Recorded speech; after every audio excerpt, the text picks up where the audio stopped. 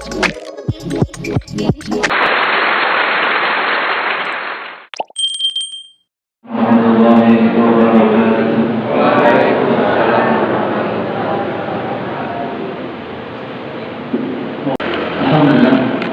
dari ja'ala laila wa nahara khilfatan liman arada an yatadhakkara aw arada syukura.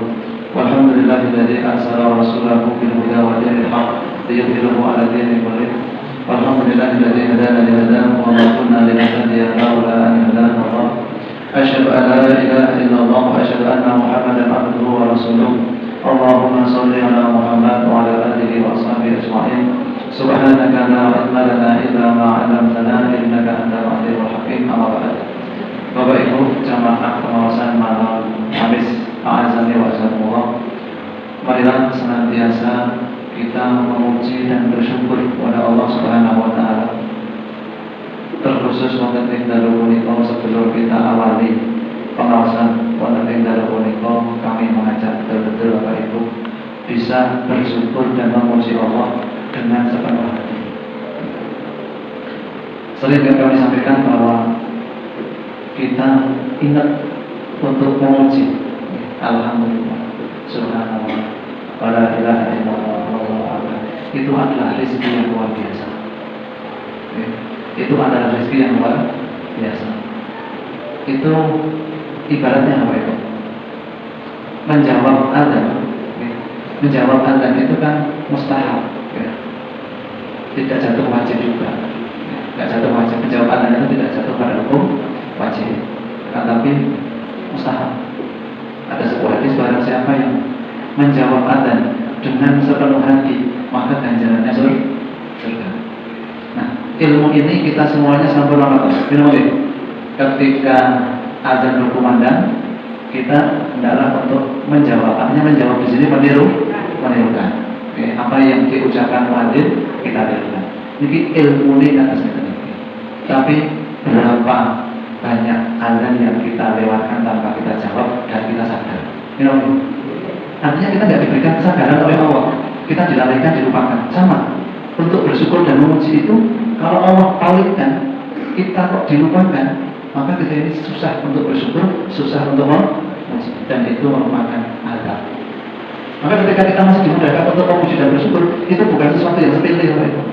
Maka doa-doa kita, Allahumma a'inna ala dzikrika, untuk berzikir kepada Allah kita butuh pertolongan Allah. Maka dalam kalimat hayya 'ala shalah, hayya 'ala falah, kita tidak menirukan hayya 'ala shalah, hayya 'ala falah, tapi kita menjawab dengan la haula wa la quwwata illa billah. Itu dikonversi menjadi bahasa Jawa, wolo-wolo. Terus jadi bangsa kita dulu itu kalau menemui kendala, ada masalah, dia mengatakan wala-wala la haula wa la quwwata illa billah. Ini pun atas itu ngomong la haula wa la quwwata illa billah. Ini pun atas itu ngomong tiada daya kekuatan. La haula itu kalau kekuatan. La haula wa la quwwata illa billah. Itu semua kalimatnya sudah maklum lah, kita ketahui. Tapi haula sendiri itu artinya apa? Nama haula itu? Nama? Daya. Oke. Haula itu menurut riwayat yang marfu itu yang sampai kepada Rasul. Haula itu adalah gerakan. Jadi tidak ada gerakan yang mampu kita gerakkan. Anggota kita ini tidak mampu untuk bergerak tanpa kekuatan dari Allah. Itu yang pertama. Maksud haula yang pertama itu adalah gerakan. Maka hayya 'ala shalah la haula, tidak mampu kita ini untuk melaksanakan salat tanpa pertolongan Allah. Jadi kita ini tidak mampu untuk bergerak kalau tidak Allah tolong. Itu yang pertama. Kemudian makna haula yang lainnya adalah tidak ada kemampuan untuk menolak keburukan. Artinya berbohong, adu domba, riba, itu adalah sesuatu yang buruk. Dan kita tidak mampu meninggalkan itu tanpa pertolongan Allah. Itu makna haula yang kedua. Jadi kita tidak mampu untuk mencegah keburukan tanpa pertolongan Allah. Dan kita juga tidak mampu untuk taat tanpa kuasa Allah. Jadi kita bisa sholat tepat waktu, kita bisa melaksanakan puasa, kita sedekah, itu tanpa pertolongan Allah mustahil. Sehingga kalau itu kita katakan kebaikan kita, terus sombong. Oke? Kita terus ngomong ini. Jadi kalau Allah sudah berpaling, sudah berlepas tangan, kita ini tidak bisa apa-apa. Sehingga yang kita lakukan bahwa ini adalah atas pertolongan Allah. Maka la haula wala quwwata illa billah. Yang kedua, sallallahu alaihi wasallam kita kepada Rasulullah Nabi Muhammad sallallahu alaihi wasallam yang kita teladani, yang kita pelajari sirahnya, yang kita baca hadis-hadisnya untuk kita amalkan. Bapak Ibu rahimahullah, panjenengan bisa bayangkan ketika Allah tidak mengutus Rasul. Gimana? Asal itu pengen jawabnya. Sudah tahu berkata orang dari kami itu mungkin Pak, di bab di kajian malam juga nanti bab akan dulu. Nanti di bab akan ya walaupun nanti kayak bacaan kayak Allah Soal itu ada hadis yang mengatakan ya begitu kan kayak Allah Soal. Kemudian ada hadis lagi gitu. Itu riwayat siapa ya? Kemudian ada satu lagi itu la haula wala quwwata illa billah. Sehingga ada pendapat ketika hayya 'alal shalah itu dia mengamalkan dua. Yo, diucapkan hayya 'alal shalah, kemudian la haula wala. Itu mengamalkan dua hadis yang tidak bertentangan. Ada. Tetapi la haula wala quwwata saja itu sudah ada hadis. Nah, nanti bab adzan itu kita bahas bagaimana yang menjawab adzan itu apakah orang yang harus berwudu, yang tidak berwudu boleh nggak menjawab adzan. Itu bisa. Kemudian ketika kan disampaikan menjawab adzan dalam kondisi apapun, kecuali di situ sudah ada orang yang tidak, yang makruh ya, yang tidak boleh. Yang makruh menjawab adzan itu ketika dia jima, ketika dia kumpul suami istri mau adzan, itu makruh untuk menjawab. Kemudian ketika dia dalam kamar mandi, dengar ketika adzan di dalam kamar mandi, jawab enggak? Nah ini besok permasalahan ini kita kupas di bab adzan. Kemudian pas sholat kurang adzan, jawab enggak? Pas sholat kita harus sholat. Kemudian dengan adzan, jawabnya ini, kan gitu ya. Nah, kalau itu yang penasaran di malam Jumat, tapi masih jauh, karena kita masih waktu sholat. Waktu sholat, masih waktu sholat ya, sehingga masih jauh. Nanti bab adzan, kemudian syarat sholat dan seterusnya. Dan nanti bab adzan saja itu ada beberapa hadis. Dan sehingga ketika kita mengamalkan itu memang harus benar ya. Maka Bapak Ibu yang belum punya bulu malam disisihkan rezekinya untuk beli bulu malam. Oke. Saya nggak mahal. Oke. Oke, lalu kita masuk dalam kajian kita malam hari ini, dan saya membawakan hadis yang populer dari Rasulullah muttafaqun alaih yang bunyinya ala inna fil jasadi mudghah. Apa ya? Ala inna fil jasadi mudghah. Idza salahat salahat jasadu kulluhu wa idza fasadat fasada jasadu kulluhu ala wayal qalbu. Sampai apa tadi lagi? Sampai. Jadi artinya apa? Sesungguhnya di dalam diri kita, Allah inna fil jasad, dalam tubuh kita, dalam diri kita, ini ada sesuatu yang sangat-sangat berharga. Sangat-sangat berharga. Punika mudghah. Mudghah itu dikatakan segumpal darah. Diartikan segumpal darah. Yang segumpal ini kok baik, maka seluruh jasad kita ini baik. Tapi kalau yang segumpal ini kok buruk, maka semuanya akan buruk. Nah pertanyaannya, apa segumpal itu? Ala wayal qalbu. Itu adalah hati. Terus nama betul Bapak Ibu. Yang artinya wong iku apik, kata hadis ini muttafaqun alaih, itu dikatakan orang itu baik.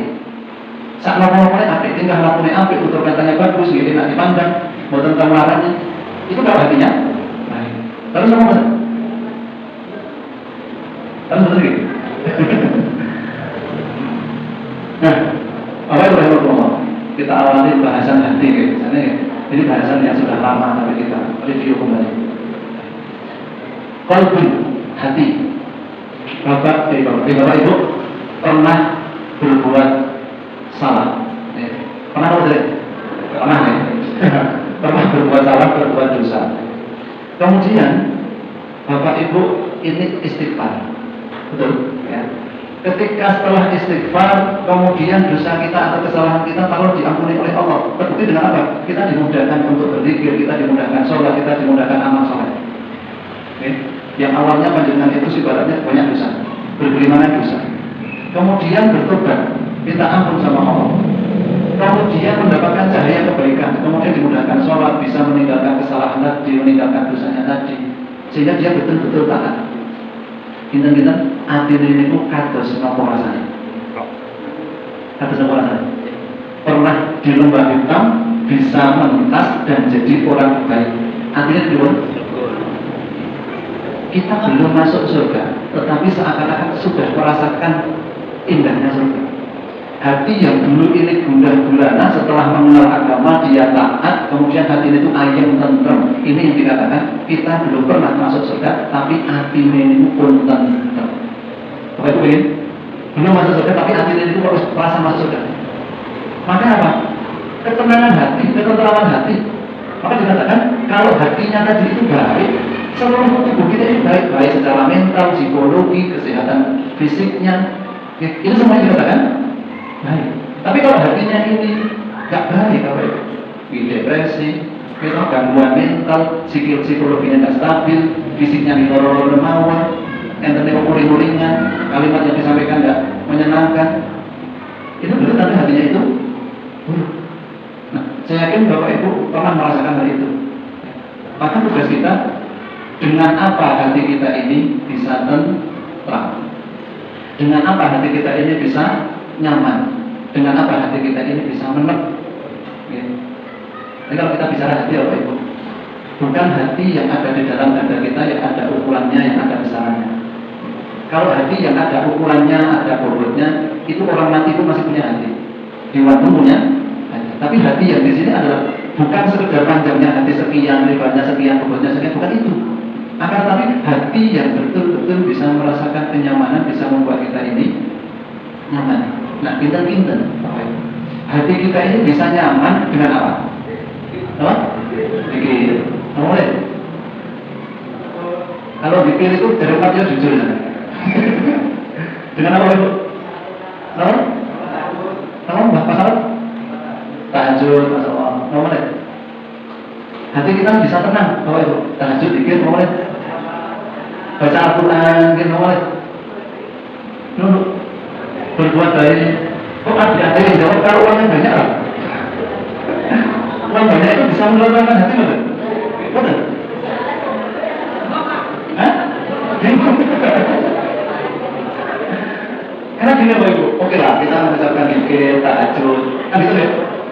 Tetapi kadang zikir kita ini terganggu, gitu. Terganggu, tahajud kita ini gitu, terganggu, ibadah kita terganggu, amal soleh kita terganggu dengan apa? Kebutuhan dunia, gitu ya. Nah, gitu. Jadi kadang kita ini zikirnya bermanfaat, tapi kadang zikir kita ini masih terganggu dengan kebutuhan dunia. Terus bagaimana sih? Caranya berdoa. Kalau itu Allah dalam hati kita ini ada beberapa bagian. Yang kata artikel atau ulama itu dikatakan hati itu kalimatnya pakai sodrun. Pernah dengar sodrun? Apa itu sodrun? Jadi hati ini kalau diturunkan menjadi bahasa Indonesia adalah kesadaran. Kesadaran. Kalau hanya kita dikatakan pikir itu menenangkan hati, ya kemudian dia pikir, orang tenang. Kalau kebutuhannya belajarnya itu belum tercapai, maka tidak hanya pengertian yang dibutuhkan, tapi juga kesadaran, kan gitu. Dalam hati satu sodrun, kemudian di bahasa yang lain adalah qalbun, qalbun, kemudian fuadun, kemudian lub. Nah, lub ini kalau kita bahasa yang kita kenal adalah ulul albab. Lub, nah ulul albab itu apa? Nah, atas ulul albab ya. Sehingga tiga ini harus selaras, harus selaras. Kesadaran iya, kemudian apa yang dimaksud dengan qalbun? Hati itu letaknya iman. Jadi sadar, kemudian iman, ya. Ya Rasulullah nyampaikan al-iman bangunan gitu ya, dengan menunjuk dadanya adalah hatinya. Jadi iman itu letaknya di dalam hati. Kemudian lub atau ulul albab itu adalah pancaran daripada kesadaran dan keimanan yang tampak, yang dipancarkan dengan amalan perbuatan dan pikiran. Pikirannya itu apa? Pikirannya yang tauhidi, yang robbani. Perilakunya juga tauhidi, perilakunya robbani, cara berpikirnya robbani, cara pandangnya robbani, idenya juga robbani. Ini kalau kesadaran dan imannya ini satu. Tapi kalau belum sinkron, kalau pikir ya kalau punya bro. Kalau kita hajat ya kalau makanya Harus sinkron dalam hati kita. Kalau kita nggak sinkronkan semuanya, maka kita akan perang batin sendiri. Aku berzikir, aku sholat, kok masih belum A, B, C, D. Sehingga kita perlu tahu rizki, konsep rizki. Menurut Syekh Mutawalli Asy'arawi, harta itu adalah rizki yang paling rendah. Harta adalah rizki yang paling rendah. Pernah saya sampaikan di sini belum begini? Pernah? Kira pernah. Nah, maka nggak saya panjangkan. Yang tertinggi adalah ridho. Ya, di situ kata abiyah, di situ ada anak soleh. Saya langsung ridho saja. Harta kalau dibandingkan dengan ridho, maka tidak ada apa-apanya. Sama ketika kita tadi berdosa. Ketika kita berdosa, kemudian kita bisa beristighfar, bertobat, kemudian bisa beramal soleh. Ketika kesalahan kita diampuni oleh Allah, yang kita harapkan apa? Ridhonya. Maka yang sering kita contohkan, kalau Allah sudah ridho, yang mustahil menjadi mungkin. Contohnya apa Ibu yang mustahil menjadi mungkin itu? Api yang harusnya panas menjadi dingin. Kisah siapa? Nabi Ibrahim. Karena mendapatkan ridho. Kan itu. Tanpa ridhonya Allah nggak mungkin. Maka bagaimana hati kita ini bisa mendapatkan ridho? Bagaimana hati kita ini bisa mendapatkan kasih sayang Allah Subhanahu wa Ta'ala? Sehingga Bapak Ibu rahimahumullah, dalam amalan ibadah kita, sholat kita, sedekah kita, puasa kita, amal baik kita, tujuannya jangan tujuannya adalah untuk mencari ridho. Kalau kita nyarinya untuk dimudahkan lancar rezekinya, dimudahkan betul. Kalau tujuannya hanya untuk kita. Tetapi kalau kita tingkatan yang mau kita capai adalah ridho, insya Allah yang lainnya akan ikut. Maka Bapak Ibu, di sini ada soal bagaimana kita memperbaiki hati kita.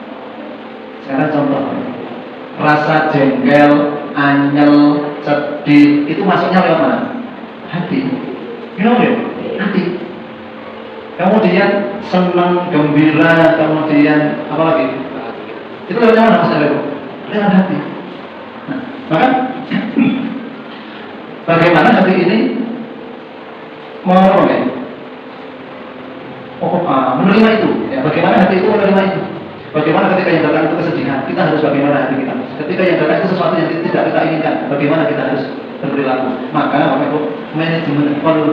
Nah, kalau bahasa yang sering kita sebut adalah manajemen qalbu. Manajemen qalbu. Maka kalau kita sudah sadar Bapak Ibu, kalau kita sudah sadar masuk pintu kesedihan, pintu simbolan saya itu pintunya adalah hati. Oke. Dan dikatakan tadi ketika hati baik, seluruh badan baik. Sebetulnya letak sahabat itu di mana Bapak Ibu? Letak sahabat itu di mana? Betul sih? Letak sahabat itu di anggota badan yang bodoh. Gitu, di mata, di telinga, di mulut. Gitu. Itu yang letak sahabat yang kelihatan itu di anggota badan kita, di tangan, di kaki. Kemudian letak sahabat yang tidak kelihatan di pikiran, di khayalan, di ide. Letaknya di situ. Ada yang letaknya dohir, ada yang letaknya dohir. Kan gitu. Nah, ketika tangan kita ini didiami sahabat, mata kita didiami sahabat, kemudian mulut kita didiami sahabat, ini adalah pasukan-pasukannya. Sedangkan badannya siapa? Yang menggerakkan itu siapa? Hati. Gitu? Meskipun matanya ini ada sahabat atau Ibu, kalau hatinya menggerakkan tidak, iya, tidak, kan gitu. Maka dia akan tunduk. Maka betul ketika hatinya baik, matanya akan baik. Ketika hatinya rusak, matanya akan rusak. Setuju benar ini? Nah, dalam hati tadi kita sampaikan apa? Iman. Sehingga kalau Bapak Ibu ingin manajemen qalbu, manajemen hatinya, maka yang diperkuat apa ya? Imannya. Mustahil Bapak Ibu orang mengatakan hatinya baik tetapi jauh daripada tempat-tempat kebaikan. Mustahil. Oke? Dia mengatakan hatinya baik, ya, tetapi jauh dari tempat-tempat kebaikan. Mana tempat kebaikan itu? Masjid, pengajian, ngaji, nggak boleh. Ya, dan sebagainya. Yang baik-baik itu. Maka kalau dia secara fisiknya saja sudah jauh, maka mustahil hatinya ini. Maka kita ini sudah berusaha untuk ngaji, untuk sholat, untuk tahajud, untuk duha, gitu. Kadang-kadang masih hatinya ini masih kurang baik. Apalagi yang tidak mendekat kepada kebaikan. Sehingga hati baik itu perlu yang namanya olahraga. Olahraganya hati apa Ibu? Bukan jalan-jalan. Olahraganya hati kan jalan-jalan, gitu ya. Tetapi dengan apa? Belajar agama, dengan ngaji. Itu yang disilami adalah rangkaiannya ketemu Ibu ya. Jadi kalau rasa sedih, gundah, gulana kita, tapi termasuknya adalah hati. Kalau hatinya ini kok imannya down, imannya rendah, sehingga rasa dendam itu akan muncul dengan adanya bibit-bibit anyel, kira bibit-bibit apa dulu? Nah sebagainya itu nanti memunculkan dendam. Kan betul. Nah, itu ketika hati kita ini kosong daripada iman. Ketika hati kita ini ada iman, insya Allah, yang orang datang menyakiti, orang bikin kita anyel, itu semuanya hampir tidak menyakitkan. Amel apa? Kalau amel ini bisa kan apa ditinggal? Boleh ditinggal apa? Diusahakan. Dengan apa? Olahraga hati. Olahraga dengan senantiasa istiqomah, ngaji. Dan kemarin saya sampaikan ya, Imam An-Nawawi itu ngajinya sekitar rolas. Melu pengajian tadi itu sekitar rolas. Belum sempat sahabatnya menguasai, sudah diingatkan lagi. Belum menguasai, diingatkan lagi. Nah kita pengajian sepekan 3 kali harus oke ya. Sepekan 3 kali pun oke ya. Dan ini kami ingatkan ya, dengan lahirnya manusia baru. Maksudnya sampai saat ini kan masih ada di kelahiran kematian kan masih ada. Dengan lahirnya manusia baru yang kita sebut dengan generasi nolak, milenial, Z, nolak, strawberry dan sebagainya, ambil Gen Z, nolak, strawberry itu, maka Bapak Ibu, kemaksiatannya sudah ada. Kemaksiatannya sudah ada. Maka Bapak Ibu harus mengikuti perkembangan anak-anak. Yang dulu di kita nggak mungkin, kurang mungkin, bocah kok melakukan A, B, C, D. Sekarang mungkin. Karena dengan lahirnya manusia baru, maka kemaksiatan pun juga baru. Maka kalau kita mendidik anak dengan metode yang lama, seakan-akan kita aman dari 1, 2, 3 kemaksiatan yang tidak kita terpikirkan, kecolongan, betul-betul kecolongan. Kami yang di dunia pendidikan saat ini, kalau kami masih mendidik anak seperti yang dulu, tidak berkembang maju, maka kita akan kecolongan sebagai pendidik. Dulu judi itu ya ketemu main, gitu ya. Dulu judi itu ya ketemu kumpul-kumpul. Sekarang di dalam kamar sendiri anak bisa main judi. Gitu. Kemudian dulu nggak ada pinjaman online yang banyak orang bunuh diri, yang depresi dan sebagainya. Sekarang banyak. Dulu di masa kita, masa kita berbeda. Dengan sama bapak dulu, kalau nggak ada gitu. Tetapi sekarang kemaksiatannya berkembang dan masih banyak lagi Bapak Ibu. Maka Bapak Ibu kami harap betul-betul yang bisa menyelamatkan kita diantaranya adalah tazkiyatun nafs. Betul, itu benteng terakhir. Anak kita kalau tidak dibekali tazkiyatun nafs pun akan ikut kemaksiatan yang dulu belum ada di zaman Nabi. Betul ini saya sampaikan. Memang tidak saya detailkan, tidak kami detailkan. Yang intinya adalah tazkiyatun nafs, mensucikan diri. Yang mana kaitannya sangat erat dengan hati. Betul. Kemaksiatan sekarang berkembang. Sesuai dengan kelahiran manusia, orang baru kemaksiatannya akan dulu ada yang bisnis penyakit, nah sekarang sudah ada bisnis penyakit dan sebagainya. Ya Bapak Ibu sudah bisa mengikuti ya. Nah, makanya Bapak Ibu kita kembali ke kita Biponino hati ini sekarang baik, besok belum tentu. Kalau tidak dikawal, sekarang seminggu 2 minggu baik, besok belum tentu. Sehingga mari kita sama-sama mengawal. Kalau mengawal sendiri-sendiri ada, tapi kalau mengawal secara berjamaah, insya Allah lebih ringan. Lebih ringan. Saling nasihati, mengiring-iring bahasa Jawa nih, mengingat. Kenapa itu?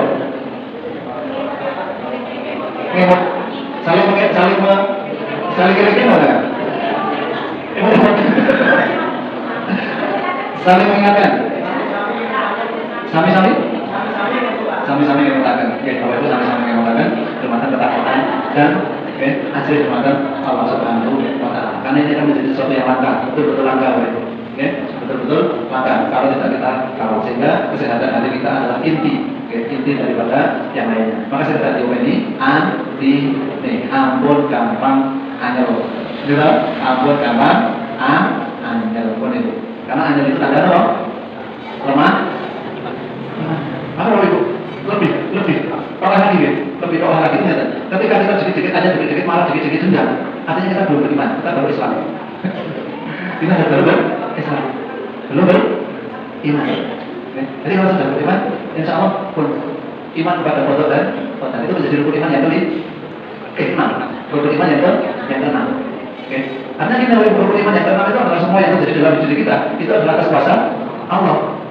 Nah, sehingga kalau kita menyampaikan apa itu tanya? Kalau aku rasa tuku mobil kan, aku harus bunuh diri. Nah, ini bentuk tanda kelemahan iman. Imannya enggak ada.